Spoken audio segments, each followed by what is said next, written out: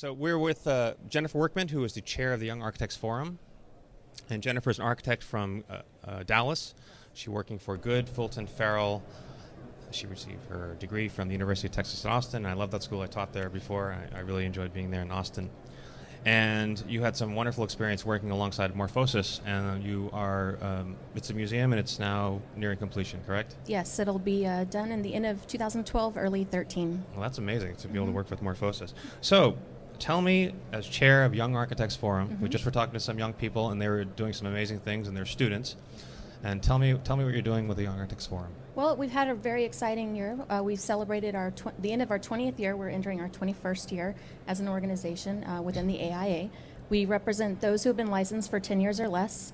We have about 20,000 members that are part of our network. And we also represent 40% of all architects in the United States. Oh, is that right? Yes, are considered young architects. I wonder how, we can't know if I'm a young architect, I Well, guess. you're a young architect if you've been licensed for 10 years or less. Okay, I'm not a young architect. So tell us some of the initiatives for, some of your, let's say, the most important initiatives that are going on for young architects. Well, this year in March at Grassroots, we had our Summit 20, which was celebrating the end of our 20th year by looking forward to the future and what the next 5 years were going to be meaning to the Young Architects Forum. So we held an event that brought 60 people from around the United States. They consisted of architect members, non-architect members, interns, academia. We had traditional practice, non-traditional people who were in development or contracting. We also invited people who wanted nothing to do with the AIA because they had had some bad taste at some point. But we invited all these people because we wanted to see what was it that dissuaded you from being involved and what could we do to bring you back. But also, as a whole, we wanted such a breadth of people so that we could decide what programs does the Young Architects Forum need to do to invite these people back and to really keep them. So these are young people that are licensed and had joined the AIA and for some reason, or maybe didn't join, but for some reason didn't have fuzzy feelings about it. Some people did. We just didn't know what they had to offer, let's say. Right. We also had 18 leaders from around the United States. They're called Young Architect Regional Directors. Okay.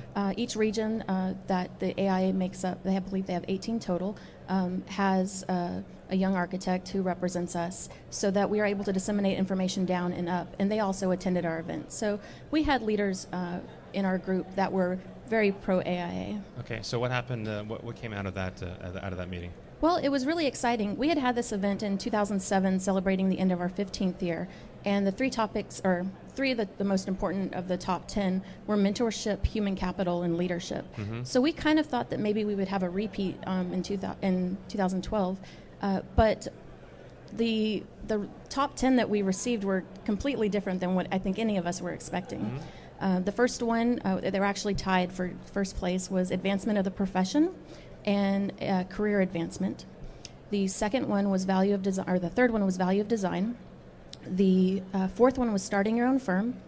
The fifth one was value of licensure, and then the sixth was economy and change. Now, economy and change, it makes sense right now, but all of these things were very broad topics, except for starting your own firm, which is pretty narrow. So each one also can relate to anybody within the AIA, not just a young architect. So what we're going to be doing next is focusing and honing in on what are the things that we can do as the Young Architects Forum to address each of these issues. Okay, so we identified some issues, some target areas, and now the goal is how to, let's say, maybe it's a plan of attack, right? So I was interested because the AIAS identified an issue that was really important to them having to do with debt forgiveness. They said, this is a problem for us, and this is how we're going to start to, I think, try to solve or address this issue, which I thought was, it's wonderful to hear that.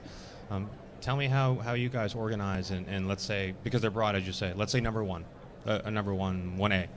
Tell me, for example, how you would approach that as chair of the committee. As the very first of the top six. That's the most important, right? For me, it's starting your own firm. I think that one is key to a lot of people who've lost their jobs recently. It's number 4 on our list, so it didn't make number 1. For you. So yeah. So what would you do? I mean, how is it that you make that? That's for you. It's something that you want to do. But beyond that, I mean, how is it that you create a resource for others then to benefit from? This is a great question. At Grassroots, following our summit, we had a session that mostly case members attended. Case members are the people who represent the individual chapters. They usually are the ones behind all the programs that are going on. And people from around the United States introduced us to programs that addressed issues that were within our top 6. So what we're going to be doing is taking some of those programs that they told us about, looking at those, seeing if they really do apply to the definition that we gave each of those topics, and then developing more programs or using programs that are already existing, because it doesn't make sense to reinvent the wheel when you have something that's very successful already. Mm-hmm. So we would take those programs and disseminate them as best as we can to people. So we've been, we're kind of on a circuit right now where we're presenting the Summit 20 to as many people as possible. Okay. We're hoping to present to CASE in August. What's CASE? CASE, ooh, I can't tell you that. Okay, well, let's move to the next question. Yeah, next question. But they're the ones who represent each of the chapters, the CASE members from that. I see. But we're presenting to as many people as possible, and you can go to aia.org/YAF to see basically all of our outcomes. And one of the things we did too that was unique to a lot of the different seminars I've seen, we hired a graphic recorder, and the graphic recorder drew pictures and basically took notes graphically of what it was that we had talked about. So we have great graphic content for people to look at. And as architects, we're graphic people, right. And we want to see these things. But is your website now? No one's paying attention, but it's between you and I. For some of these initiatives. Mm-hmm. Does the AIA then say, okay, yes, this is okay, or no, this isn't okay, or you're left to your own devices and you can say, look, this is where we're going to go. Let us complete our study, our investigation. Let us do our graphic presentation. How are they supportive? The AIA is very supportive. The board of directors has been immensely supportive of all of the events that we're talking at. They've invited us to speak. I think they understand, or we understand, that we're working with them mm-hmm. To get these programs in effect and things that we're going to be doing over the next 5 years to address that. So we don't have answers just yet for what it is we're doing, but we will be reporting those on our website, aia.org/YAF. So you control that part of the website? Mm-hmm, we do. I'm actually strategizing.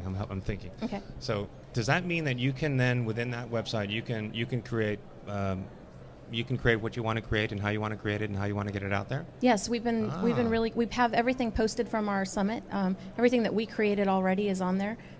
We work with AIA staff, so they're the ones who are actually posting it and working with us to develop content as well. So that's where it's coming from. No, that's cool because it's a big organization, mm-hmm. and sometimes when everyone doesn't understand the tools and they're not facile with the tools, it becomes harder to move, when in fact it's so easy to create a Twitter feed, to let everyone know all the time what you're up to and what you're doing with different kind of updates. And I just wonder if they can maybe learn from you guys in your example, if you were able to left your own devices, develop the website and the content in such a way that they say, hey, we got to look at these guys, they're doing something really great here. Well, hopefully they keep trusting us and letting us do it. But we do have our own Twitter feed, Facebook account that we post to continuously about all the events that we're doing, and we try to keep people engaged and with tweet ups and just constant posting from all of our events, so we can just alert people that things are going on. We are addressing or trying to address issues that you might be having in your local components. Okay, so I'm not going to ask any more questions about the AIA because I don't want to be fired, but no, it's fantastic. It's really inspiring to talk to the AIAS and now the Young Architects Forum and get to know what you guys are doing, so I really appreciate it. Thank you so much. I appreciate you giving us the opportunity to be here. Great. Thank you. Thank you.